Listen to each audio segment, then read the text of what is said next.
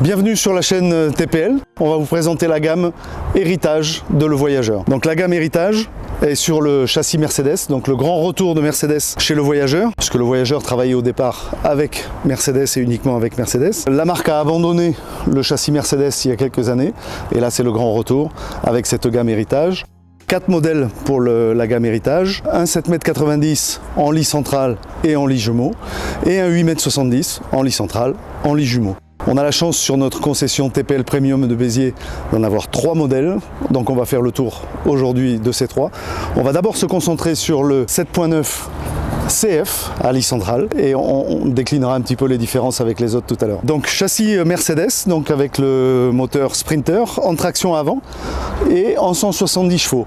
Une chose qu'il faut que je vous précise, je ne vous parlerai aujourd'hui que des véhicules de la gamme Héritage équipés du pack luxe, puisque nous avons fait le choix chez TPL de ne commander que des véhicules avec le pack luxe. 143 chevaux, c'est la version de base du moteur. Avec le pack luxe, on est en 170 chevaux boîte auto. Je préciserai plus ça, on est en pack luxe sur tous les véhicules. Le moteur Mercedes boîte auto 170 chevaux sur châssis Alco. Donc Alco a travaillé avec Mercedes pour réussir à sortir un châssis commun qui fasse la jonction entre la moteur et la partie cellule arrière.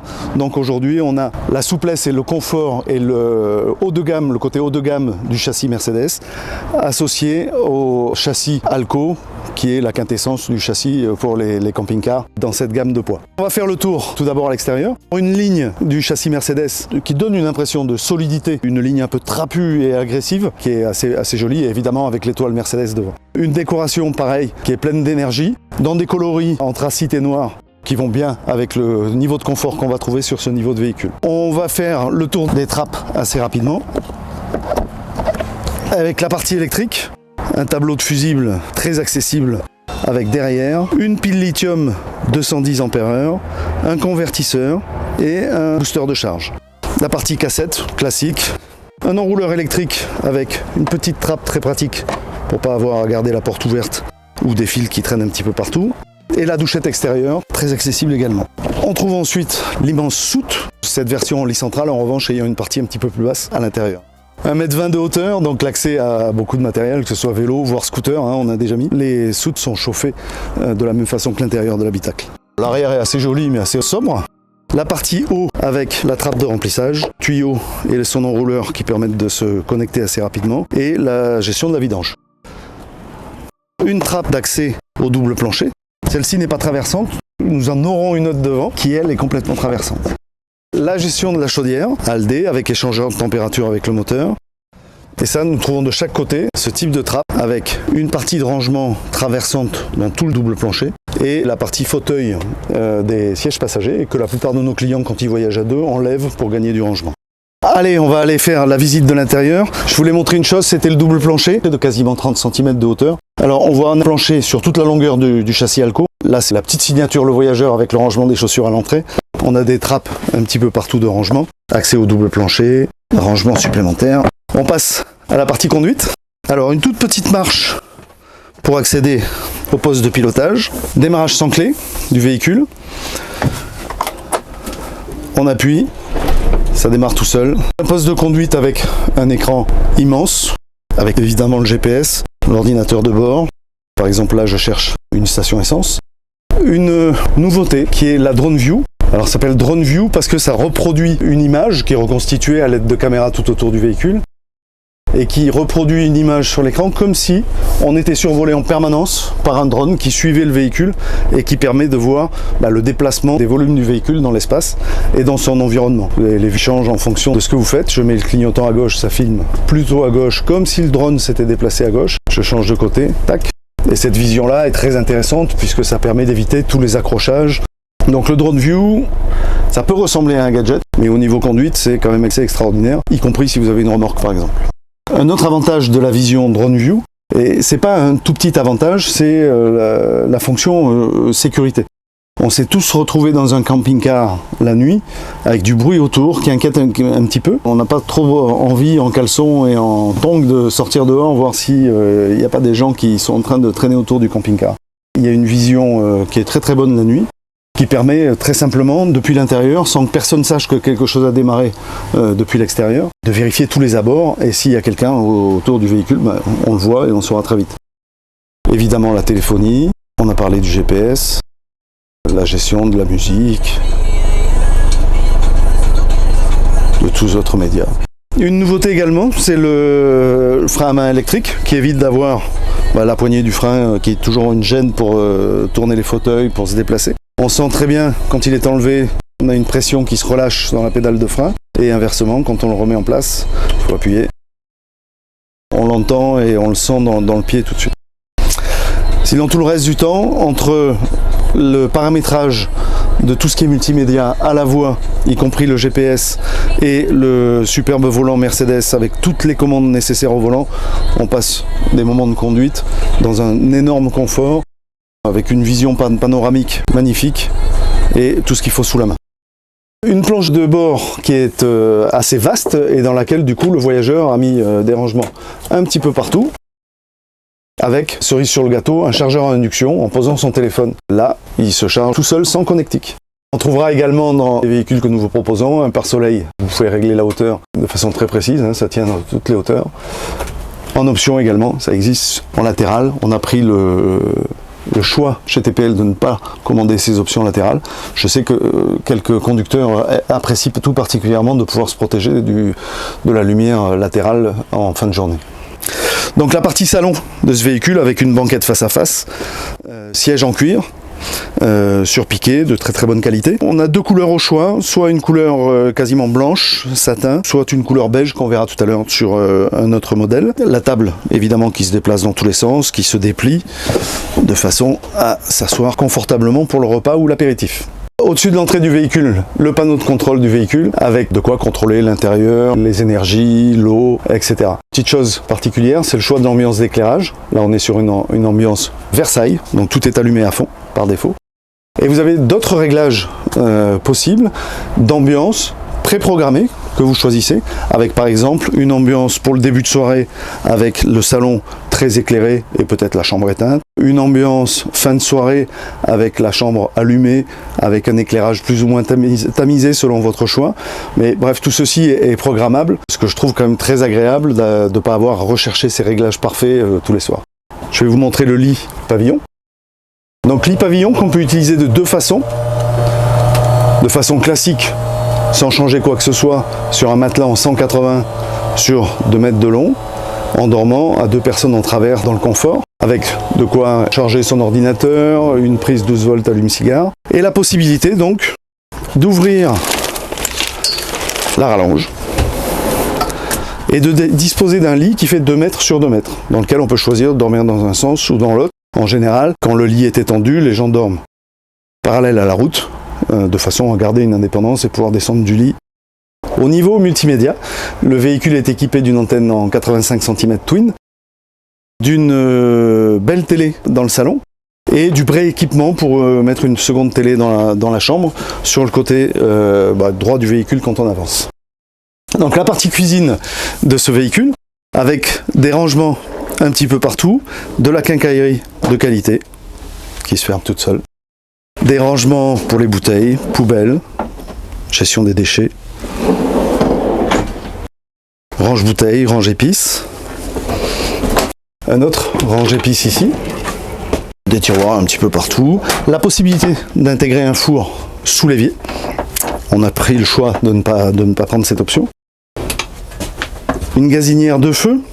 On nous reprochait souvent les 3 feux trop rapprochés les uns des autres, donc là une cuisine très pratique avec la planche à découper qui fait usage de couvercle pour l'évier. La petite nouveauté de l'année dernière, c'est la robinetterie anti-goutte, là en mode de fonctionnement. Si on veut éviter que ça goûte pendant la nuit ou pendant qu'on roule, on le retourne. Également, de petites astuces, ça peut servir de planche pour mettre à sécher la vaisselle avec l'écoulement de l'eau latérale. Et évidemment, du rangement à foison, qui sera la nouvelle expression. Et toujours cette qualité de menuiserie, vous abaissez, ça se ferme tout seul et ça se verrouille. La cuisine est également équipée, et ça c'est une nouveauté chez le voyageur, d'une hotte à 3 vitesses avec extraction. Ce n'est pas un simple filtre, c'est une vraie hotte. Et c'est équipé de série avec. On bénéficie aussi de rangements en face de la partie cuisinière et de frigo, beau frigo, congélateur, avec l'astuce de cette année, l'ouverture qui se faisant d'un côté de l'autre.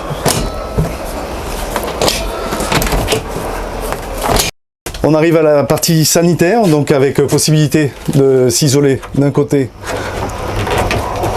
ou de l'autre. Donc là, une grande partie devant, et cette porte faisant usage de fermeture. Le coin salle de bain, avec des jolis rangements, l'éclairage LED incrusté dans les miroirs et au-dessus des rangements. Là, ça va être la partie gestion de l'aldé, donc avec le liquide et le réglage du chauffage intérieur. Donc des toilettes qui pivotent, des rangements à nouveau, hop. Et une belle douche assez volumineuse avec un caillebotis intégré et son petit lanterneau. On a un lanterneau, donc un puits de lumière dans chacun des deux côtés. Donc nous arrivons à la partie nuit de la version lit central. Donc lit qui se relève dans la journée de façon électrique et ça baisse pour la nuit. On perd un petit peu d'espace pour se déplacer, mais on le gagne dans la journée. Et avec la tête de lit qui est assez jolie avec son éclairage LED par l'arrière, derrière le logo Le Voyageur. On est sur du 150 en Bultex à mémoire de forme, donc vraiment un grand confort pour dormir. On retrouve sur le lit central des rangements latéraux avec penderie intégrée qui suit d'ailleurs le mouvement de la porte. C'est un petit gadget sympa qui permet de ne pas aller chercher très loin les cintres. Donc ça, on a ça de chaque côté. Des rangements dessous avec grand tiroir.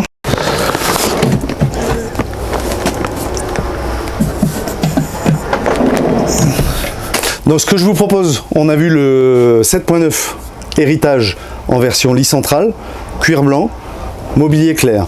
On va passer à l'autre véhicule à côté qui va être en lit jumeau et avec une maroquinerie beige plus foncée et des lits jumeaux à l'arrière. Donc là on arrive dans la version 7.9 en lit jumeau que je t'invite à visiter.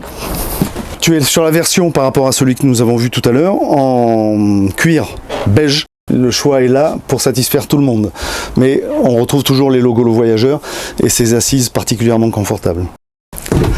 Donc je t'invite à visiter la partie lit jumeau. Donc à la différence de la version en lit central où il y avait des penderies de part et d'autre du lit, là on a de grandes penderies à l'entrée de la chambre. Donc avec cette étagère amovible, hein, si on veut suspendre des vêtements. Et donc un très grand rangement. Et avec l'avantage du lit jumeau, c'est-à-dire un espace disponible dans la journée, chacun à son côté du lit, mais avec la spécificité Le Voyageur qui est désormais bien connue, c'est de ces deux lits qui se rapprochent et qui permettent de faire un grand lit pour la nuit, pour ceux qui souhaitent continuer à dormir ensemble. Chacun est indépendant, chacun se déplace jusqu'au milieu à peu près, donc chacun fait la démarche et quand il a besoin de se lever la nuit, il peut s'écarter, le moteur n'est pas trop bruyant, de façon à pouvoir descendre du lit et rejoindre les toilettes ou se lever le matin. Donc on va passer dans la version la plus longue, le 8,70 m, le 8.7 héritage en double essieu, dont on va aller faire le tour assez rapidement. Donc nous arrivons sur le 8.7 héritage, donc en double essieu. Un véhicule donc assez long, hein, 8,70 m, et du coup avec encore plus de confort que dans les deux versions précédentes. Je t'invite à bord. Le salon est un petit peu plus grand, on retrouve le cuir blanc. Et la différence principale se fait sur le côté spacieux du coin toilette, salle de bain. Il faut rentrer, que tu peux évidemment fermer, avec une belle douche toujours, un vrai coin lavabo pour la toilette, des WC séparés, et on retrouve des penderies, donc 2 fois plus grandes que dans la version lit jumeau en 7.9. Si je ferme les toilettes, on se retrouve avec un espace vraiment très grand, un véhicule de grand confort en 8,70 m. Donc on retrouve l'aménagement en lit jumeau, donc chacun peut dormir séparément, mais aussi avec cette particularité désormais bien connue chez le voyageur, des lits qui se rapprochent électriquement pour former un immense lit. Chacun fait la moitié du trajet. Et donc la possibilité de continuer à dormir à deux tout en bénéficiant de l'espace et du couloir pendant la journée. De l'espace, du couloir et des rangements, puisque sous les lits jumeaux, on trouve également de très grands rangements avec de doubles tiroirs.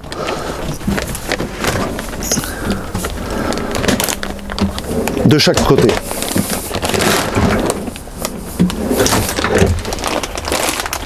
Donc, avant de se quitter, il va falloir qu'on parle un petit peu d'argent. Et donc, je vais vous donner les tarifs de ces véhicules, encore une fois, en ayant intégré le prix du pack luxe. C'est-à-dire des véhicules tout équipés. Donc, le Voyageur 7.9 CF, le premier que nous avons vu ce matin, de même façon d'ailleurs que le lit jumeau, ils sont au même prix exactement, est affiché à 179 900 €, tout compris. Alors que le 8.7, le plus grand des deux, est affiché, lui, y compris les options du pack luxe, à 193 900 €. On va se séparer là, il me reste à vous remercier, TPL Premium à Villeneuve-les-Béziers pour son accueil aujourd'hui et pour nous avoir mis à disposition ces véhicules pour cette vidéo. Ces véhicules sont visibles du lundi au samedi sur la concession de TPL Premium, dont le numéro de téléphone va s'incruster ici.